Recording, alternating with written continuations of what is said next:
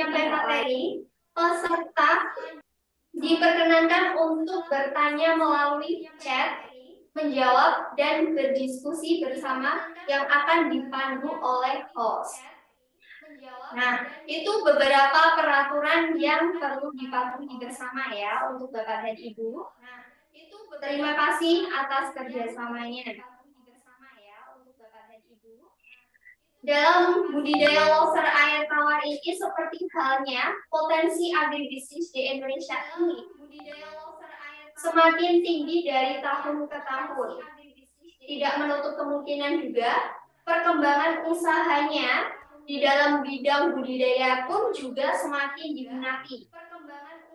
Selain itu, permintaan dari segi ekspor pun juga tinggi, terutama di beberapa negara. Salah satu potensi ekspor yang cukup tinggi ini adalah lobster air tawar ini. Selain pasar ekspor permintaan dalam negeri, juga cukup tinggi untuk lobster air tawar dikarenakan perkembangan sentra kuliner yang cukup banyak berkembang di saat ini. Selain itu, dalam budidayanya pun bisa memanfaatkan lahan ataupun tidak butuh tempatnya yang lebih besar, sehingga lobster air tawar ini merupakan salah satu budidaya yang sangat menjanjikan. Baik, tidak perlu panjang lebar ya untuk Bapak dan Ibu. Saya dari Bapak Yanuar Ferdiansyah, beliau selaku owner dari Raja Lobster Indonesia untuk langsung memaparkan materinya. Baik, untuk Bapak Yanuar kami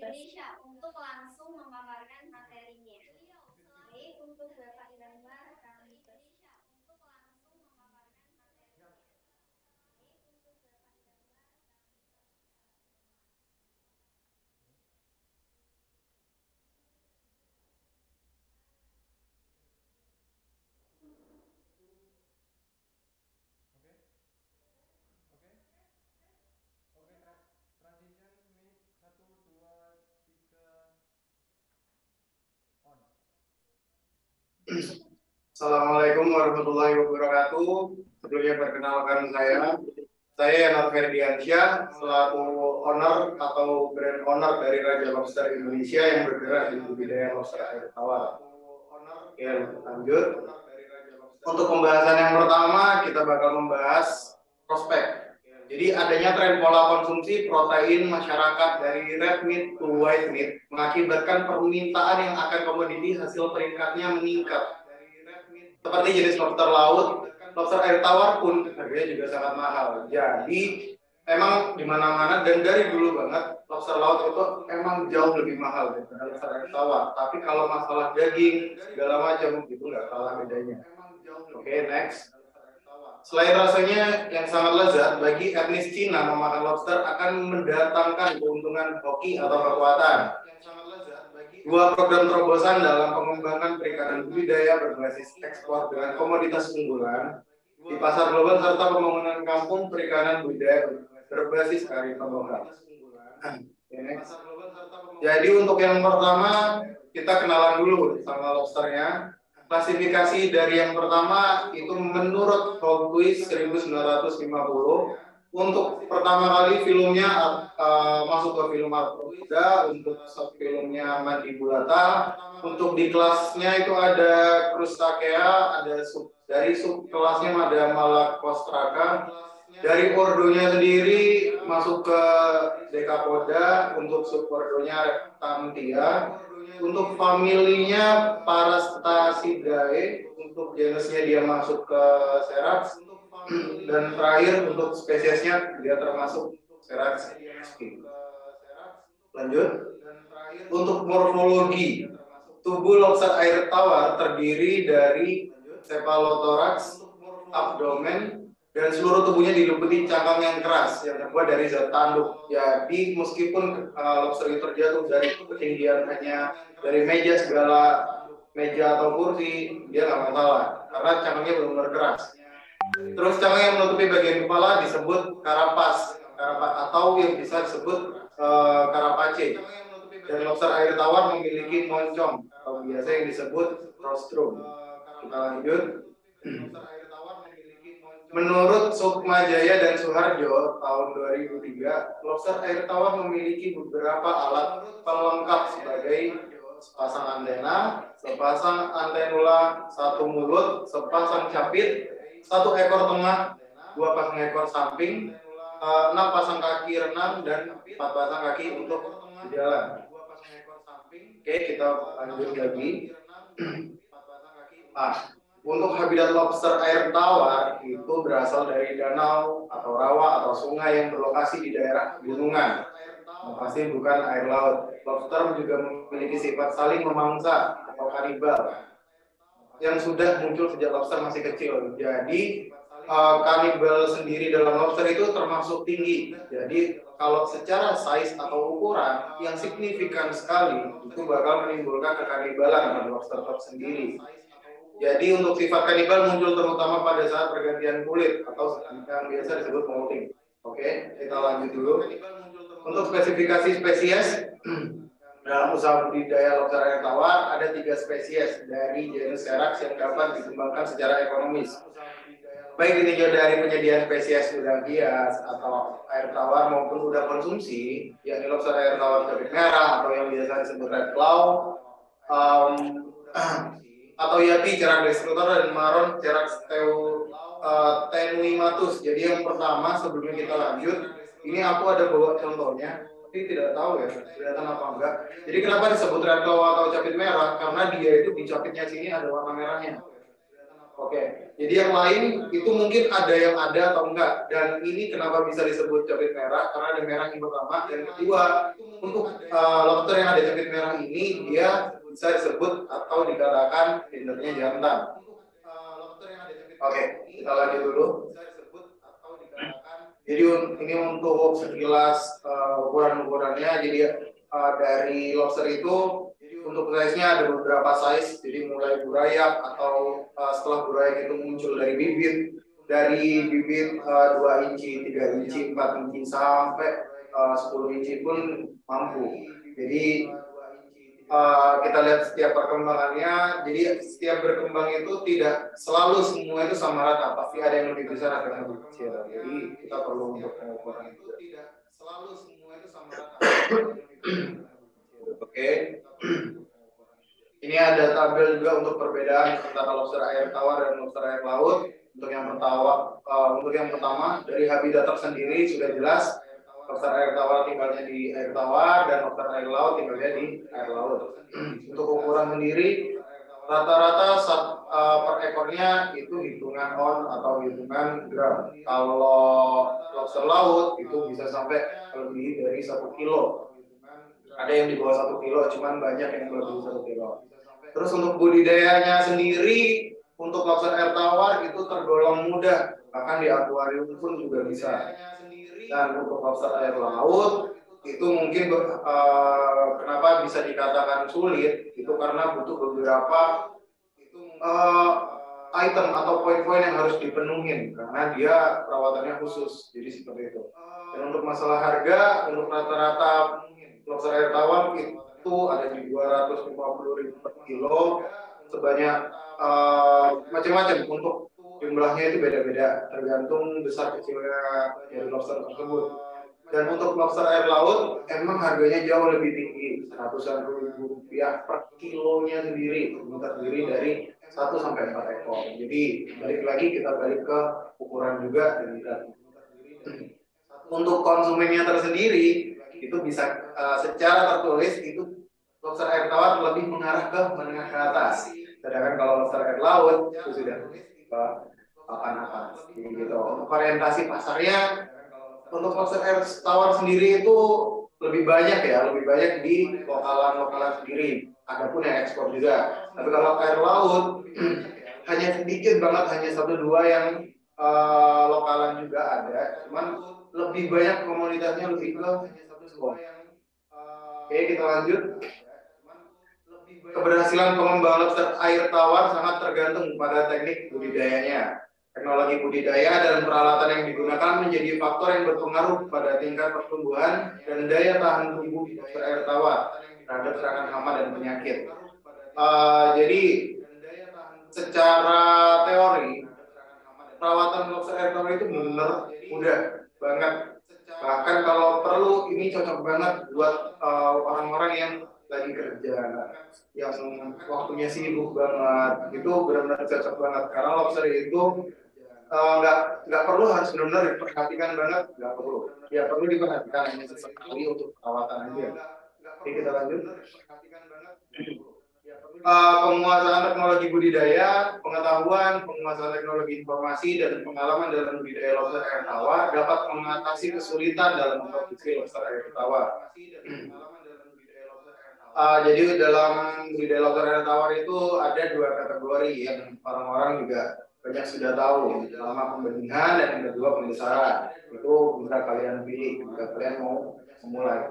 Dan untuk tahapan pembenihan tersendiri itu ada 5. Yang pertama pemeliharaan calon indukan, seleksi indukan, terus yang ketiga mulai pemijahan atau perkawinan, dan keempat pengeraman atau penetasan atau biasanya orang-orang itu sebut turun gendong. Dan yang kelima itu baru tontokan benih atau burainya ketika sudah jadi. Dan next. Dan untuk jantan sendiri tadi sudah saya jelaskan sekilas. Jadi untuk lobster untuk jantannya sendiri yang pertama, ini saya pegang ini lobster jantan. Ini capitnya pertama ada warna merahnya tersendiri. Ini contohnya jantan, ini capitnya ada warna merah. Dan kedua seperti ada di foto itu di pangkal kaki paling terakhir itu ada tonjolan. Jadi mungkin bisa sama seperti yang ada di foto, jadi bedanya cuma di situ dan di capit. Dan capit ini ada warna merah kalau jantan dan kalau betina dia tidak ada merahnya. Oh iya, secara fisik juga untuk capit kalau jantan lebih besar. Biasanya capitnya lebih untuk di ujung capitnya sini lebih kayak kembang gitu. Dan untuk betina sendiri dia nggak ada di capitnya. Di capitnya dia nggak ada merah-merah, terus di ujung pangkal bawah juga nggak ada tonjolan. Itu yang paling mudah anggapannya. Jadi seperti itu. Kita lanjut. Jadi ini foto dokumentasi lobster air tawar ketika proses untuk perkawinan. Dan ini mulainya bertelur, terus awal bertelur warna kuning. Jadi proses bertelurnya itu ada banyak prosesnya. Jadi mulai dari warna kuning, oranye, terus warna coklat, warna gelap, akhirnya warna bening itu udah mulai jadi banyak gitu. Jadi ini proses-prosesnya.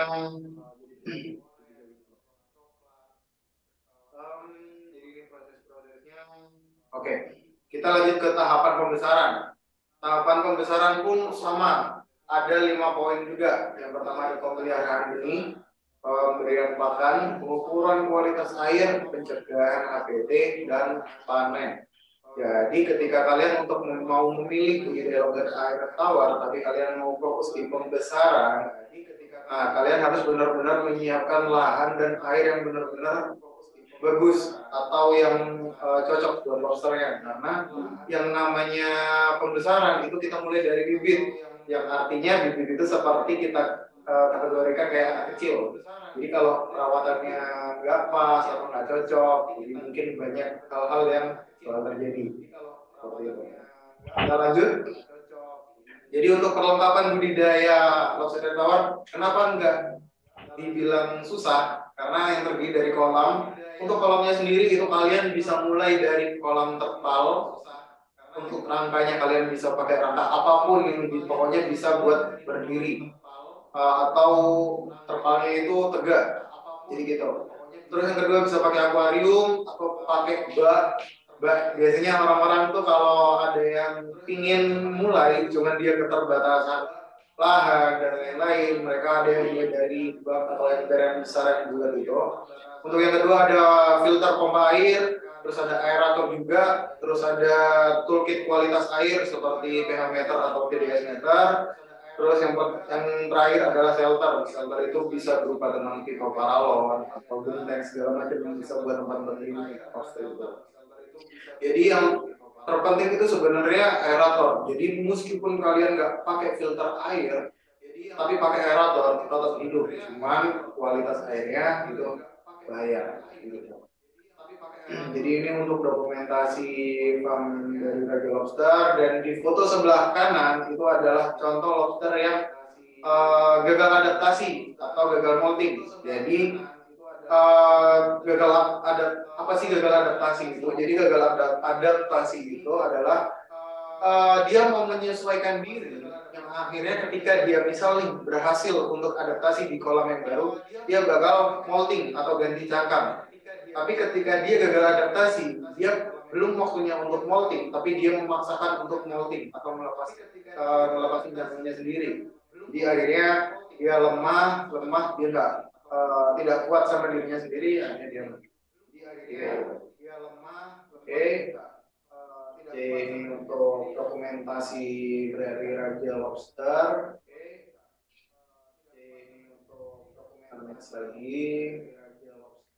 Next lagi. Oke. Kita masuk di topik kendalanya. Untuk kendalanya lobster sendiri memang harga tidak stabil. Sebenarnya untuk harga memang belum stabil, cuman masih tergolong lumayan tinggi sih. Tapi untuk gas stabilnya itu nggak sampai yang harganya misalnya kita contoh kasih 300.000 terus ada yang 100.000, 50.000 enggak. Cuman rata-ratanya itu masih mendekati semua. Jadi contoh di 200.000 contoh udah mendekati itu, entah itu 190, 210, 250, 300. Jadi yang mendekati. Terus keterbatasan indukan. Untuk indukannya juga kita harus juga sortir untuk stoknya juga masih kurang banyak banget, dan untuk perkawinan itu juga harus perlu kita hitung juga untuk lahannya seberapa, isunya seberapa, tingginya tingkat persaingan, benar hama dan penyakit, dan kematian benih.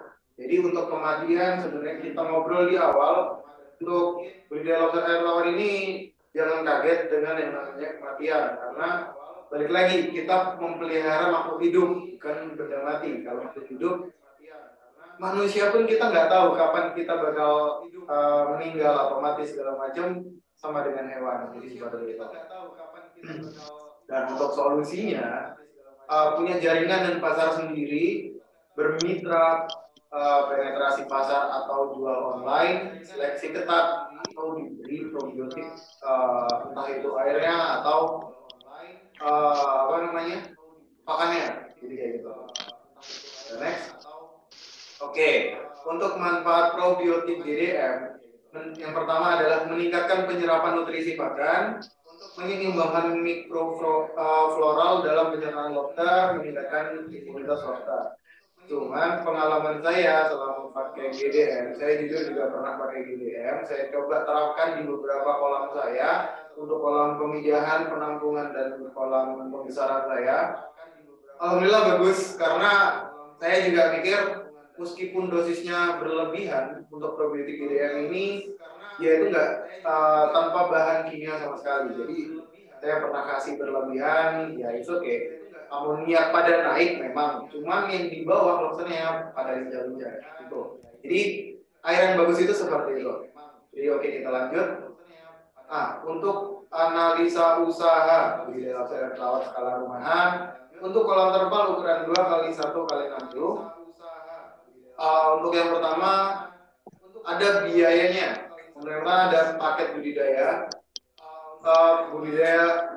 Paket budidaya yang pertama itu terdiri dari 1 set indukan, kolam, aerator, dan lengkap. Udah dapat filternya, udah dapat. Itu seharga 1.500.000. Untuk shelter paralon ukuran 2 inci senilai 25.000, untuk pakannya 25 kilo, itu di total dari per kilonya 15.000 jadi 375.000. Untuk probiotik GDM-nya sendiri yang per 1 liternya itu sekitar 40.000, listriknya 75.000, penyusutan 10% 150.000, jadi kita di total jadi 100.000. Dan untuk pendapatannya sendiri, jika kita perkirakan untuk analisa hasil panen per 20 kilo, jadi ketika per kilonya ketemu 150.000, menjadi 3.600.000, dan kalau menjadi kalian itu bisa didapat itu adalah 1.435.000. Jadi seperti itu analisa budidaya lobster air tawar. Oke, jadi untuk kesimpulannya, dengan modal yang nggak terlalu besar dan lahan yang nggak terlalu besar atau lahan terbatas, kalian sudah bisa memulai budidaya lobster air tawar di rumah kalian sendiri. Jadi seperti itu. Jadi menguntungkan banget, seru, dan bisa dikatakan hobi jadi cuan. Jadi kayak gitu. Oke. Terima kasih banyak dari saya. Terima kasih banyak dari saya.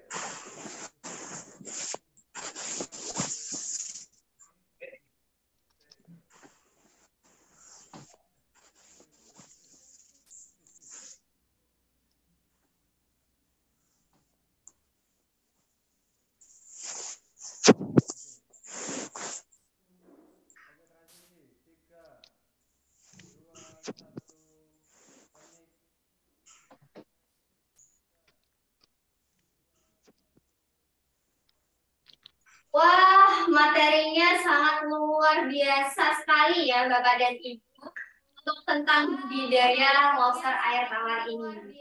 Tidak perlu diragukan lagi pengalaman dari Bapak Januar Ferdiansyah yang sudah lama berkecimpung dalam dunia lobster air tawar ini tadi ya. Sudah banyak sekali materi-materi yang dijelasin juga oleh Bapak Januar tadi ya untuk Bapak dan Ibu. Nah, tadi juga ada beberapa hal ya yang udah dijelasin ya untuk menarik ya, yang paling menarik ya dari Bapak Januar itu ada menggunakan SOC DDM ya, suplemen organik DDM yang hasilnya sangat bagus dalam perkembangan dan pertumbuhan dari lobster air tawar ya. Nah, ini juga ada informasi-informasi menarik ya dari terkait GDM ya untuk promonya ya, promo-promo menarik nih kan tadi udah dijelasin untuk segala jenis materi ya lobster air tawar tadi. Nah, ini ada promo-promo menarik ya.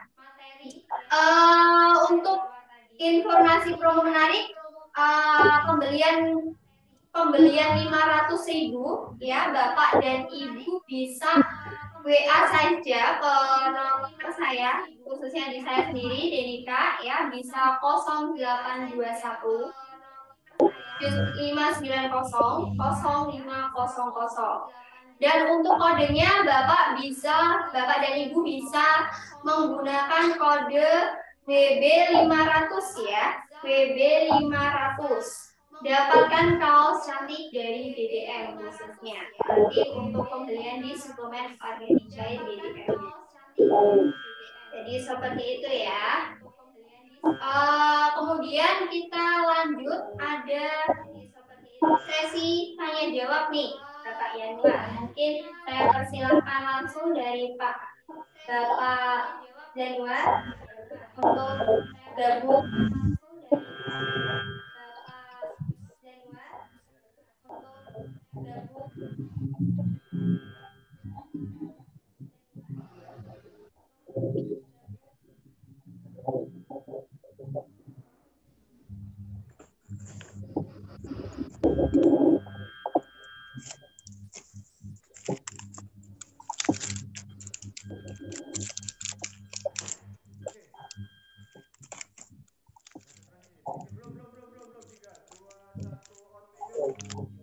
Baik, Pak Januar, Bapak Januar biasa tadi ada beberapa nih pertanyaan-pertanyaan dari Bapak dan Ibu yang mengikuti. Ada banyak sekali pertanyaan-pertanyaan. Baik, saya bacakan ya. Ini ada satu yang pertama ya. Kak mau tanya, pengukuran baku lobster itu dari ekor sampai capit atau ekor sampai kepala? Saya jawab ya. Untuk pengukuran lobster tersendiri itu dari ekor sampai kepala. tapi tidak ada. Dari ujung kepala sampai ujung ekor. Oh, sampai situ. Jadi dari kepala, ujung kepala sampai ujung ekor. Baik. Untuk pertanyaan kedua nih ya. Untuk pertanyaan kedua. Saat lobster molting, apa yang harus dipersiapkan agar berhasil? Oke. Untuk molting sebenarnya yang perlu diperhatikan itu memang ada. Jadi yang pertama untuk tempatnya. Jadi misalnya tempat kotak ya. Jadi kolam kalian itu persegi panjang. Jadi sisakan satu space di pojok, jangan diberi shelter atau tempat persembunyian. Jadi biarkan dia itu space kosong. Jadi karena lobster itu ketika mau molting atau ganti cangkang atau dia ketika lemas dia pasti menyendiri. Jadi gitu. Jadi kenapa biasanya lobster itu gagal molting? Karena biasanya diganggu sama teman atau dia itu benar-benar kan nanti cangkang itu benar-benar dia itu melepas cangkang yang keras akhirnya dia jadi lunak. Jadi benar-benar kayak kalian makan daging udang. Jadi ketika dia nggak sendiri dan dia lepas dari moltingannya pasti dimakan. Oh gitu, baik. Ada lagi nih ya untuk Pak Denwar. Untuk lobster molting itu pada umur berapa sama populasi luas areanya? Untuk molting sebenarnya dari kecil dia masih molting karena sama kayak usia ketika masih kecil pakai baju anak kecil ketika dia gede jadi sesuai ya. Jadi semakin berkembang dia masih pakai baju anak kecil. Baik, kemudian ada lagi ini banyak sekali pertanyaan ya. Ada berapa persen resiko kegagalan untuk pembesaran lobster? Resiko, saya bilang resiko. Kalau saya bilang tersendiri, resiko kegagalan 30-50%. Kenapa saya bilang sampai 50%? Karena kita pelihara mereka, kita pelihara makhluk hidup. Kita nggak tahu kapan dia mati. Ya, bahkan orang yang lain yang benar-benar ahli, yang benar-benar paham banget tentang namanya dokter aja pun operasi segala macam manusia aja bisa mati. Jadi mungkin 30 sampai 50%. Oke, terus ada lagi nih pertanyaan ya untuk Pak Denwar. Bagaimana mencegah kanibal untuk budidaya lobster? Kanibalnya sendiri itulah fungsinya shelter. Shelter itu kalian bisa pakai ya tempat bersembunyi, itu bisa pakai paralon atau benteng atau roster, biasanya orang-orang pakai roster ini yang lubang-lubang itu, atau kalian bisa variasikan sendiri. Bahkan ada beberapa mitra saya yang dia tidak ada beberapa dia pakai pipa paralon, pakai benteng, tapi juga ada seperti kaleng. Kaleng itu dilubangin, jadi mereka itu punya yang kreatif. Jadi pokoknya bisa buat sembunyi gitu. Kalau dari Bapak sendiri pakai apa? Kalau saya pakai paralon. Oh, paralon sama benteng. Mungkin dari bulu-bulu bisa ya, bisa langsung tanyakan aja nanti di kolom chat ya, tadi sudah dijelasin juga. Oke, kita lanjut ya untuk Pak Januar. Ini ada 2 pertanyaan. Untuk kedalaman air berapa senti? Terus ada juga untuk pakan nagari yang efektif untuk anak budaya dan remaja. Oke. Jadi yang pertama kedalaman air. Untuk kedalaman air itu sebenarnya kondisional. Kalau misal kita pilih dulu mau di indoor apa di outdoor. Jadi kalau di indoor kita bisa mulai saya pernah sesuai pengalaman saya aja ya. Saya pernah di 7 cm sampai 15 cm untuk indoor. Tapi kalau di outdoor ya benar-benar ke direct langsung ke air hujan atau matahari, saya lebih sarankan ke 15 sampai 25 ke atas. 15 sampai 25 cm ke atas. Itu kenapa juga jelasnya gitu ya. Itu kenapa lebih tinggi daripada di indoor, karena di luar kalau di outdoor itu langsung ke direct sama air hujan atau sinar matahari. Air hujan itu sifatnya itu emang bisa dibilang mematikan, asli banget, jadi pasti pH-nya berubah, pH-nya berubah, dan kalau kena matahari airnya itu pasti lebih hangat. kena matahari iya. langsung di. Nah, makanya kita kenapa pakai living area lebih tinggi, jadi biar yang nonton. Nah, makanya kita kenapa pakai Yang selanjutnya ya. Untuk pakan nabati yang efektif untuk budaya dari remaja. Untuk pakan nabati budaya itu bisa pakai kuning telur yang direbus, ya. Tahu, tapi tahu itu harus dihancurin dulu, dulu. Nah, namanya apa? Ya, kalau paling enak dia di rumah tempat. Pokoknya yang halus, yang menurut kalian proteinnya tinggi dan halus bisa. Karena di pasar pasar itu pemakan segalanya. Cuma itu aja ya. Iya. Kemudian ada lagi nih, satu set indukan itu isi berapa jantan dan berapa betina? Kalau di Raja Lobster sendiri itu setnya isi 10 ekor, terdiri dari 4 jantan 6 betina. 4 jantan 6 betina, tapi biasanya kita taruh kasih bonus. Kalau kasih bonus tuh yang bisa ya ini ya.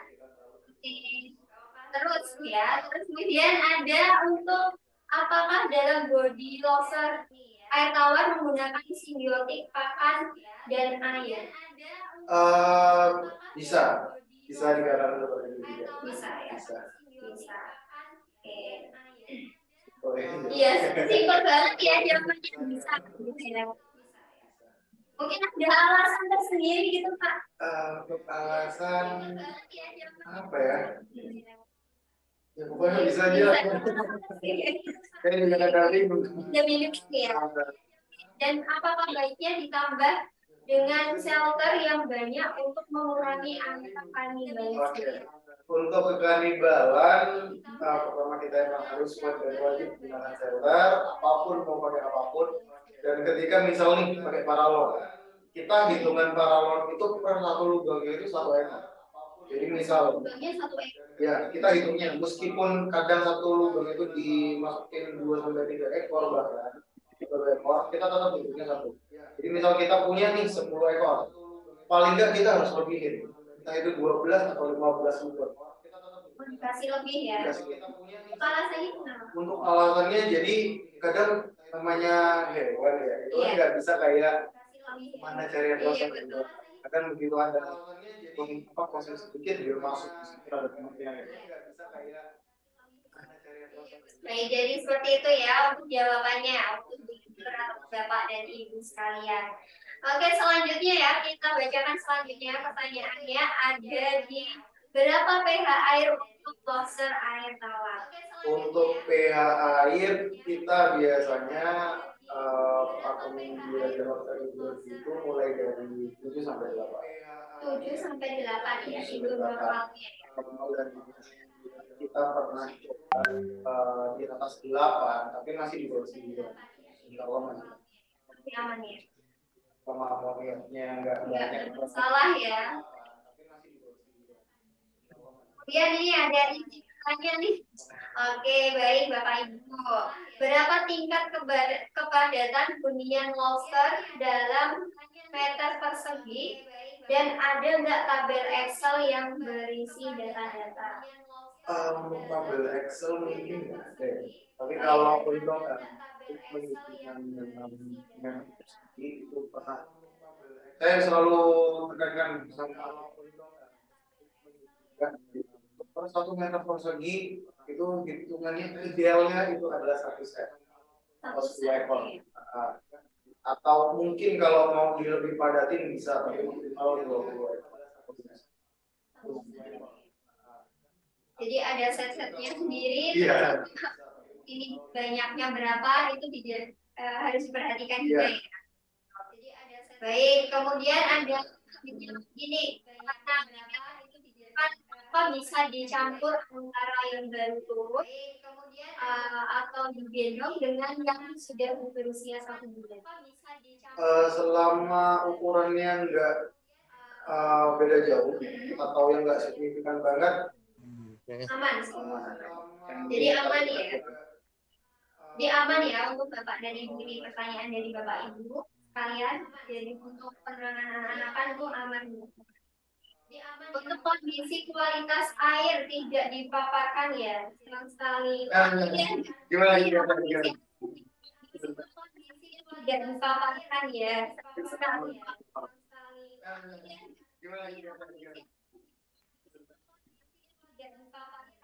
Ya, kondisi kualitas airnya tadi nggak dipaparkan di penjelasan kondisi untuk kualitas. Iya, betul. Oh, gini.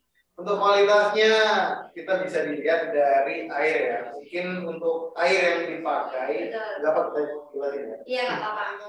Untuk air di dalam air tawar itu bisa kalian pakai air sumur, air pump atau air pump yang sudah ditandon tapi harusnya. Jadi nggak boleh air pump yang langsung keluar dari air trap. Karena apa? Kaporitnya tinggi dan kalian belum lagi kalau daerah kalian itu daerah yang tinggi. Jadi banyak banget limbah segala macam, takutnya ada racun di dalam tanah. Jadi kalau pump kita saranin ditandon dulu, mungkin ditandon atas atau tandon bawah bebas. Tapi kalau dari hari, hitungan hari secara teori untuk air sumur harus diendapkan selama semalam atau 24 jam, dan untuk air pump itu bisa diendapin selama 3 sampai 5 atau seminggu. Seminggu ya. Kan bisa yang paling bagus kalau yang bagus bisa pakai air galon, cuman kan harus banyak. Ini diminum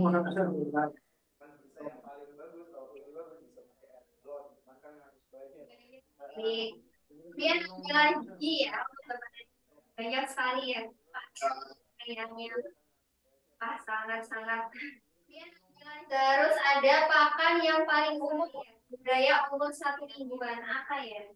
Jadi gini, untuk buraya yang baru turun gendong, itu ketika dia baru turun banget dari gendongan, saya biasanya biarkan selama 5 sampai 7 hari lah. Saya biarkan nggak kasih makan apa-apa. Karena apa? Dikuasakan. Bukan dikuasakan, bisa. Karena buraya yang baru turun gendong, dia masih menyimpan sisa makanan dari itu. Jadi kita nggak perlu kasih makan sampai 5 sampai 7 hari. Kalau orang-orang biasanya ada yang 3 sampai 5 hari, tapi kalau saya 5 sampai 7. Tapi bebas kalian boleh pilih. Baik. Nah, saya cek dulu ya. Oh iya. Mingguan. Kalau 1 bulan, keluar. Kemudian ada lagi nih, Pak, bagaimana tips untuk tetap menawarkan lobster tawar ke resto seafood yang mereka masih mindset lobsternya tuh ukurannya harus besar. Kebanyakan mereka kan jadi membandingkan dengan lobster laut gitu. Kalau untuk masuk atau supply ke resto itu memang ada beberapa cara sih. Jadi biasanya kita bikin proposal, kita pengajuan proposal, kita memberi, dan kalau bisa langsung tembusin ke pihak purchasing. Langsung ke purchasing ya? Karena kalau misal nih di tempat kasir atau di tempat segala macam, iya kan lupa ya? Lupa. Antara lupa sama memang males. Males ya. Oke, kalau bisa langsung ke tempat purchasing, kasih proposal, kita jelas. Baik. Jadi seperti itu ya untuk Bapak dan Ibu yang tadi pertanyaannya untuk menawarkan lobsternya ke resto-resto gitu. Kemudian ada lanjutan lagi pertanyaan, izin bertanya. Oke, siap Bapak dan Ibu. Mengenai suhu air dan kualitas air yang bagus untuk budidaya lobster air tawar. Untuk suhu yang terpenting itu jangan sampai di bawah 22 atau 23. 22? 22. Itu jangan sampai di atas 27. 29 lah, aman 29 darah. Jangan sampai di atas 29. Itu ya untuk Ibu dan Bapak tadi yang bertanya untuk suhu airnya. Ini sangat penting juga kalau untuk suhu air. Budidaya lobster tawar gitu. Kemudian ada pertanyaan lagi, jual hasil panen lobster di mana ya Pak? Kalau untuk jual panen, kalau untuk mitra Raja Lobster sendiri bisa di kami langsung. Oh, bisa Atau kalau Raja Lobster sendiri kan tidak sifatnya, kami tidak mengikat untuk mitra. Justru kita membantu mitra untuk lebih mengembangkan budidaya mereka. Jadi kita bakal bimbing kalau jika mitra itu ingin berkembang sendiri, ingin punya pasar sendiri, kita bakal bimbing gimana caranya untuk menjualnya, gimana aja. Jadi langsung dibimbing secara detailnya tuh ya, Bapak dan Ibu. Oke, kemudian lanjutkan lagi. Apakah lobster untuk matahari apakah bisa dilakukan di dalam ruangan ataupun metode kolamnya paling cocok untuk indoor? Matahari itu gimana? Untuk yang disebutin sama Mbak dan itu semuanya benar, semuanya bisa. Kita balik lagi di indoor maupun outdoor itu sama. Cuman balik lagi ada yang bilang ketika kita budidaya di indoor, lobsternya jadi warna biru. Ketika di outdoor, lobsternya jadi warna hijau atau gelap. Itu balik lagi. Kalau ini aman ya, aman indoor. Cuman namanya matahari itu kan ada baik buruknya. Ada yang kalau orang dulu bilang sinar matahari dia itu membunuh dari manusia di panas. Itu bebas kalian mau pilih mana, yang penting mau di indoor atau outdoor semua ada treatmentnya dulu. Jadi bisa untuk semuanya, tapi untuk perawatannya juga harus seperti itu. Baik, kemudian ada lagi nih, Pak Januar, bagaimana kalau listrik padam sehingga air tidak jalan? Lobster sendiri itu enaknya dia kan di dasar ya. Di dasar.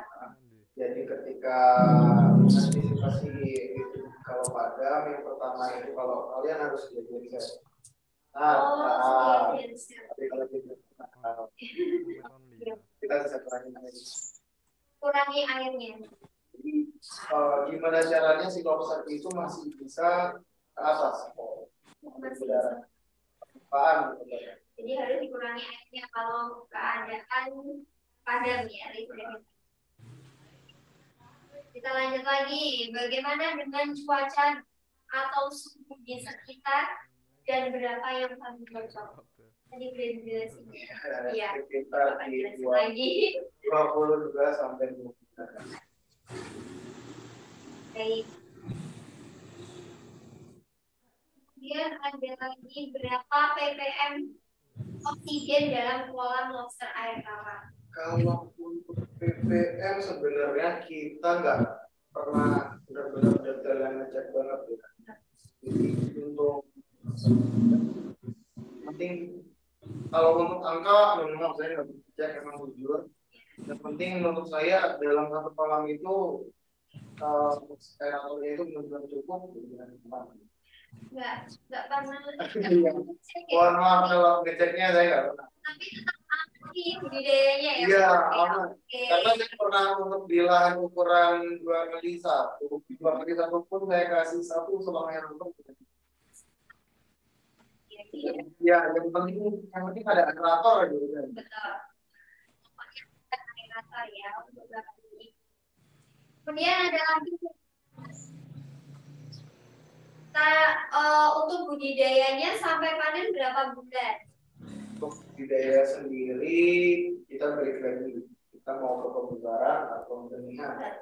Kalau misal kita hitung dari bulan sampai bertelur sampai keluarnya di budidaya mereka gede itu kurang lebih di 8 bulan. 7 sampai 8 bulan. Ya, kalau dari pembenihan sampai pembesaran. Kalau pembesaran sendiri itu bisa lebih singkat, antara 2,5 sampai 3 bulan. Marbuan. Udah bisa panen ya.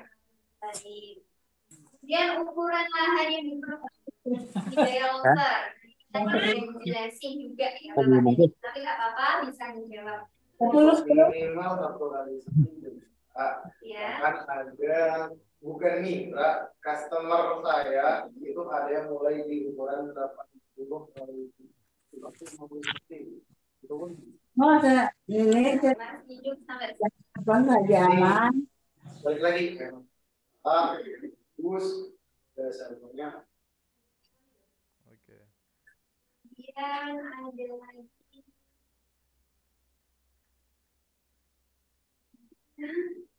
Baik, ini ada pertanyaan. Berapa lama waktu yang dibutuhkan lobster dari molting hingga cangkang keras lagi? Untuk proses molting, jadi pertama kita bahas kapannya dulu ya. Kapannya itu ketika ada perubahan. Jadi perubahan kualitas air, jadi lobster itu bakal beradaptasi atau menyesuaikan dirinya. Nah, dari situ itu mulai dari moltingnya. Terus setelah molting, ketika dia benar-benar keluar dari cangkang lamanya sampai benar-benar keras, itu kurang lebih kita bisa katakan 1 minggu, bahkan bisa kok. Nah, tergantung lobsternya ya. Baik, baik. Kemudian ada pertanyaan lagi. Jadi, bentar, saya cek dulu ya untuk gambar dari Ibu.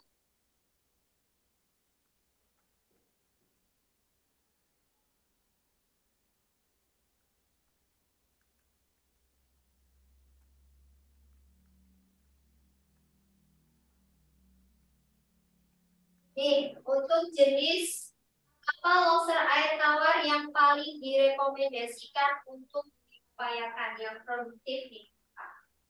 jenisnya ya? Iya. Jenisnya red claw. Karena red claw. Red claw atau cabai merah. Karena yang paling bagus buat konsumsi dan gini, kenapa saya bilang bagus red claw? Karena dia tuh masuk di kategori konsumsi. Konsumsi ya. Bahkan mau dihias pun kalau kalian mau bisa, ya kan? Jadi secara garis besar kalau kalian budidaya lobster selama lobster itu aman dan berkembang, masalah penjualan saya jamin pasti ada. Pasti ada dan ada terus bahkan karena selama manusia masih makan. Betul. Ada beberapa pertanyaan yang dijawab ya untuk ini yang ada pertanyaan lagi ya. Tadi untuk perawatan di lobster air tawar bagaimana ya Pak? Perawatan lobster air tawarnya tadi ini gimana ya? Jenis maron tadi di awal bisa dikonsumsi. Oh, apakah jenis maron tadi di awal bisa dikonsumsi? Jenis maron sebenarnya gini, untuk lobster hias itu kan ukurannya nggak ada yang besar. Ya kan kita bisa dibilang jenis maron. Kok hilang, Pak? Itu paling besar ya. Ini untuk konsumsi size ya. Ini untuk size 4 inci atau 10 cm, 10 cm lebih lah.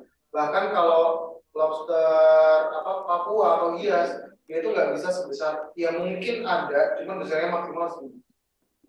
Maksimal segini. Maksimal kurang lebih segini. Mungkin ada beberapa karena balik lagi namanya game ya. Cuma rata-rata mungkin mentok segini. Bahkan ada yang lebih kecil. Ada yang lebih kecil lagi. Bahkan ada yang seperti ini ada.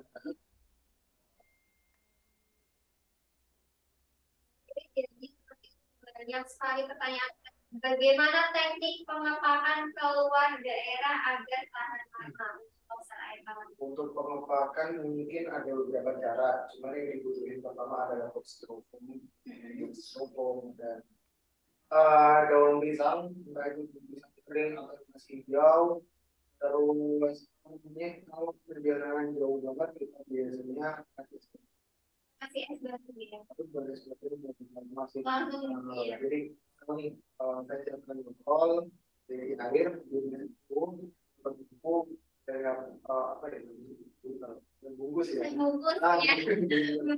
Bungkus pakai plastik terus saya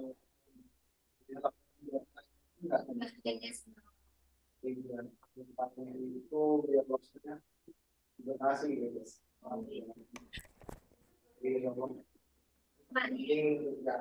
Yang penting yakin tuh pasti ya pasti. Oke, kemudian ada lagi ya untuk pertanyaan dari Bapak Ibu juga nih. Mohon maaf, info yang terpenting bagaimana penjualan jika lobster air tawar ini berhasil di budidaya dan tips-tips penting pemeliharaannya. Oke. Untuk pertama yang masalah penjualan itu untuk ini balik lagi bisa dijual ke kami atau kami bisa bantu untuk gimana caranya menjualkan. Ya, jadi itu secara detail. Tapi kalau mitra yang ngomong di awal, mungkin kita tetap informasiin, cuma nggak detail. Oh, tetap diinformasikan namun ini ya. Baik. Terus ada lagi, berapa lama bisa bertahan hidup tanpa air? Bisa bertahan hidup tanpa air Seperti halnya itu ya, yang kakak bagi Pak 24 jam. Iya, 24 jam. Selama dia belum benar-benar kering, jangan sampai kering. Jangan sampai kering ya, pokoknya jangan sampai kering ya untuk bapak dan ibu. Kemudian lanjut lagi, jika ada lobster yang terlihat lemah, itu berarti mengalami apa ya? Untuk lemah, iya. Bahkan saya juga masih sering sampai sekarang. Nah, ya, masa manusia, lobster rawi ya. Masih ada. Jadi untuk lemas atau itu emang tandanya lemah, itu biasanya molting, gagal molting atau dia kena sakit segala macam.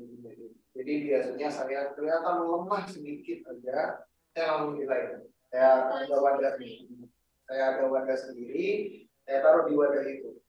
Karena lebih baik mencegah, karena gini, ketika lobster mati, pasti ada faktor yang mempengaruhi airnya. Oh baik, jadi terpengaruh di airnya ya, nanti. Kan kalau kita nggak tahu, bahkan ada lobster yang kadang itu mati di kalau kita nggak tahu udah lama, busuk, akhirnya masih muncul. Jadi ketika ada yang lemah, lebih baik kita pinggirin atau kita berdua.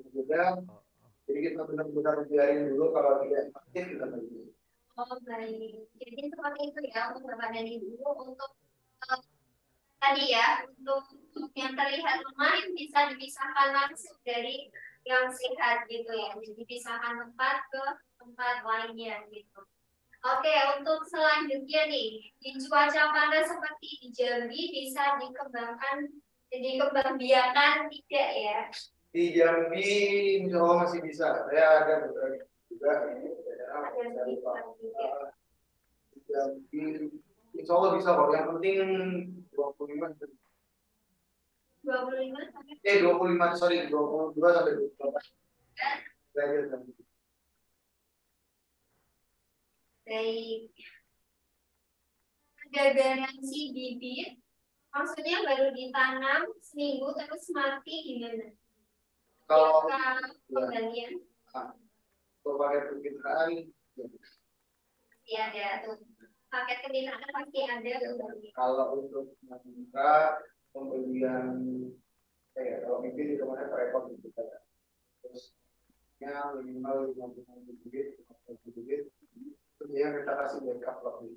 Jadi buat dia kalau ada kematian, jadi kayaknya mati nih, matinya 5.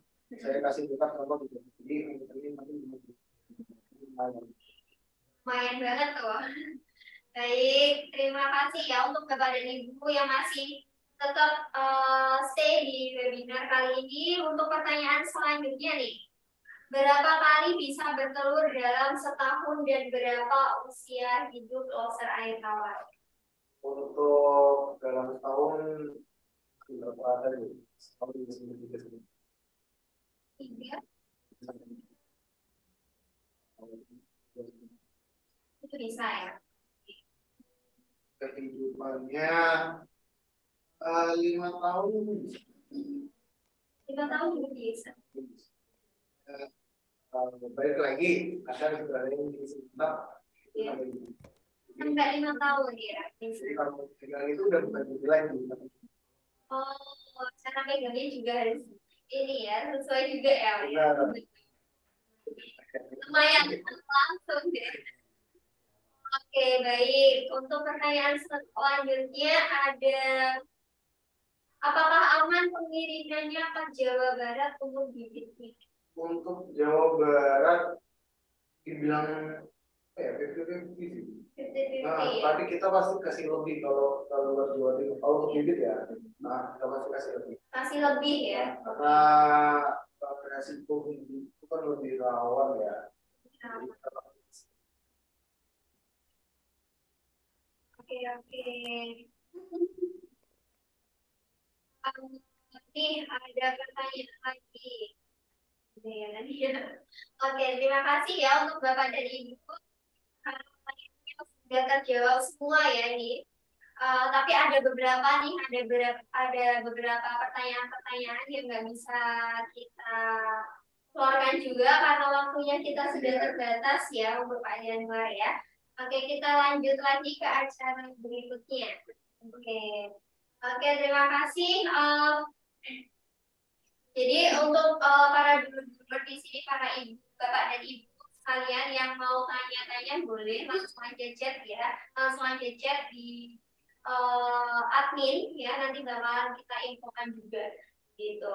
Oke, untuk kesimpulan yang saya dapat nih Pak Januar ya, untuk di webinar lobster air tawar kali ini, budidaya lobster air tawar ini sangat menguntungkan karena dengan lahan yang terbatas ya, sudah bisa untuk budidaya. Terus kemudian yang kedua, permintaan lobster air tawar cukup tinggi, terutama pada restoran dan bidang kuliner lainnya yang tadi sudah disampaikan sama Bapak yang juga. Terus kemudian untuk yang ketiga, profit yang dihasilkan sangat menguntungkan. Oke, untuk yang terakhir, permintaan ekspor cukup tinggi. Baik, untuk acara selanjutnya dari Bapak Januar ada mungkin tips-tips ya, kami persilakan. Untuk tips dari budidaya lobster air tawar, yang pertama saya selalu katakan untuk ke semua orang, saya pasti katakan di awal, jangan kaget sama yang namanya kematian. Nah, karena bagi kita budidaya makhluk hidup bukan binatang. Terus yang kedua, untuk lobster sendiri saya bilang katakan mudah dan peralatannya juga nggak banyak. Jadi kalian nggak perlu modal banyak juga. Terus modalnya nggak perlu banyak, profitnya juga lumayan, perawatannya juga mudah banget.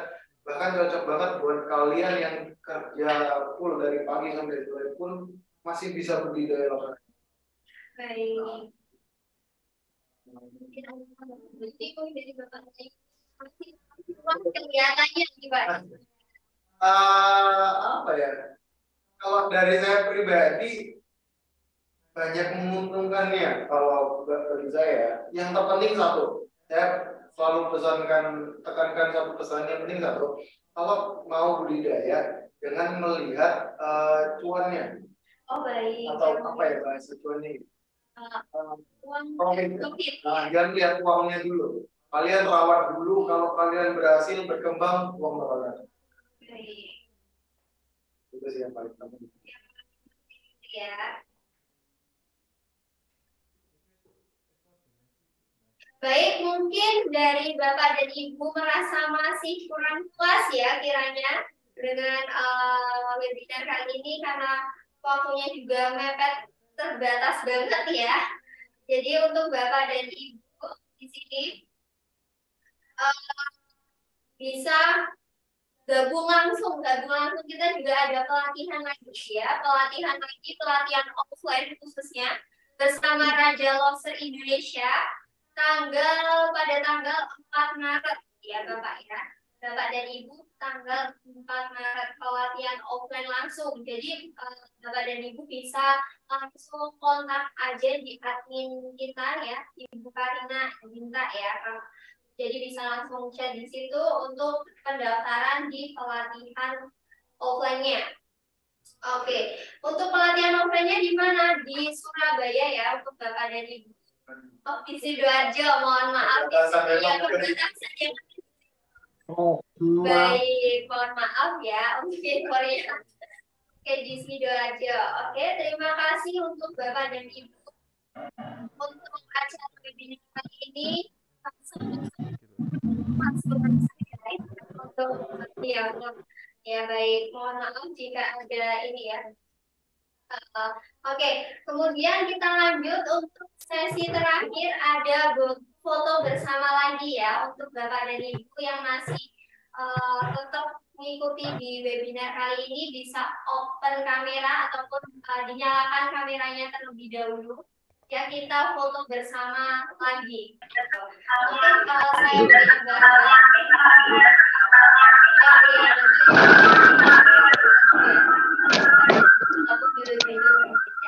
Satu, dua, tiga.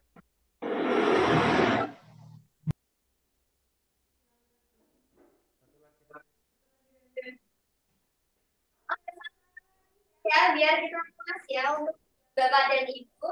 Satu, dua, tiga. Oke. Baik, terima kasih untuk Bapak dan Ibu sekalian yang udah mengikuti di peluang usaha webinar Lobster Air Tawar kali ini bersama DDM. Mungkin dari saya ya sebagai moderator ataupun host, kalaupun ada penyampaian yang kurang berkenan, mohon maaf ya untuk Bapak dan Ibu, dan kita tunggu untuk di pelatihan selanjutnya, pelatihan offline-nya ya di tanggal 4 Maret ya di Sidoarjo. Oke. Terima kasih untuk Bapak dan Ibu atas waktunya dan selamat siang untuk Bapak dan Ibu. Terima kasih banyak. Wassalamualaikum warahmatullahi wabarakatuh.